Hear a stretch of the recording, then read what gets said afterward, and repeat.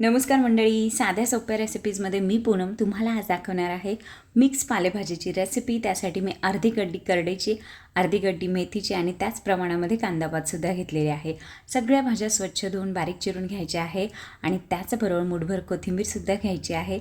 तर चला आता फोडणी देऊन घेऊया। त्यासाठी कढईमध्ये एक पळीभर तेल गरम केले आहे, जिरे घालायचे आहेत, हिंग घालायचं आहे, बारीक चिरलेला लसूण घालून घेऊयात आणि नंतर आपण त्यामध्ये ॲड करणार आहोत हिरव्या मिरचीची पेस्ट। साधारणतः 2-3 मिरच्या मी इथे वापरलेल्या आहेत, अर्धा टोमॅटो बारीक चिरलेला आणि कांद्याच्या पातीमधले कांदेसुद्धा या स्टेजलाच ॲड करायचे आहे।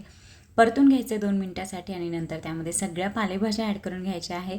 सगळं व्यवस्थित मिक्स करायचं आहे आणि त्यामध्ये आपण ॲड करूयात अर्धा चमचा हळद आणि 1 चमचाभर लाल मिरचीची पावडर रंग छान येण्यासाठी।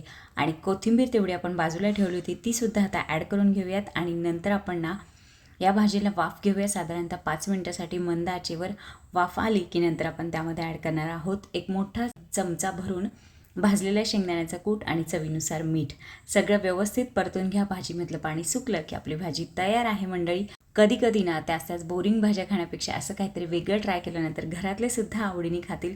त्यामुळे अशी ही वेगळ्या चवीची आणि वेगळ्या प्रकारची भाजी नक्की बनवून बघा। Thank you so much, bye bye.